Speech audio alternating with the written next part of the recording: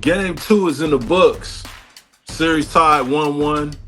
OKC with a huge 123-107 victory. Now that the series is tied, y'all, what does this mean for the finals? Do we have a new favorite, or did the favorites ever change? I was like, okay, are they gonna come back? Is Indiana gonna make another run just because they've done it so So many times. much? That's a case of we stole game one. We're ready for going back home to Indiana. I'm not entirely sure if they didn't try to win the game. I just think OKC had the desperation and the momentum was really in their favor. I think any time the game was getting closer into that range of Indiana could strike again, OKC really executed it. I think some of the additional players that we saw get into the rotation. I go back to my first prediction. I said it was gonna be a gentleman's sweep, and I'm back to that. I'm back to thinking it's gonna be that, and it has. It's like these teams are very evenly matched, but the only thing that the Pacers can't match up that OKC has is them bigs playing both bigs. I thought, Indiana's kind of an acquired taste. We haven't played them a ton. They're not in the West, obviously, and they play a very distinct style on both ends. And I thought there were a lot of things tonight that we were just like a little better in. Speaking of them getting their first chip, young guys led by young SGA.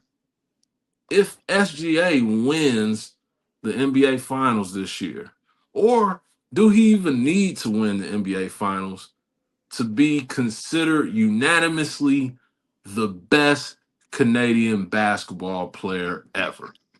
I'm gonna say as of today, no. Mm-hmm. Mm-hmm. Now, is he on the trajectory to be the best Canadian player ever? Absolutely. Yeah. But yeah, man, I know Steve Nash is probably hoping and praying SGA don't win. Like he's like, no, I want to be the best player in Canada's history. Like You know what, man? Steve Nash, man, your is, time's yeah. coming up. Hey, but Steve Nash is he's a Los Angeles Laker. 2 seasons with y'all, played 60 games. Averaged 11 points and what was 6.4. We don't nobody claims him as a Laker.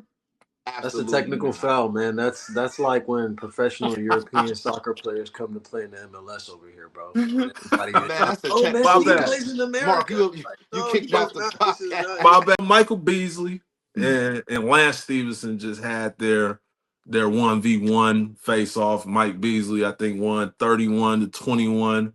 I think when I thought about the matchup, I think I had Michael Beasley winning that matchup.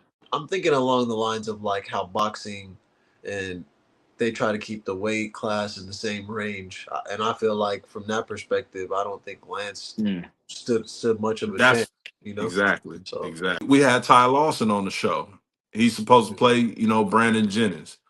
And playing 5-on-5 is a totally different game than playing ones. Players talk about playing basketball or whatever now, and when you hear your name, and like you said, you got a burner on you now or whatever. Do you think there's guys out there, other guards? We ain't gonna say names, but is there guards in your draft class that can see you on the court now? He already know what's up, man.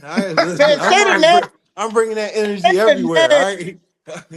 I was waiting for somebody to say something. All right. When he pulled up, when I seen the clip and Nate Robinson was like, "Yo, he's gonna let," I'm like, "Nah, all right, listen, it's on." So I think I went on Gil's Arena last week. We was talking about it.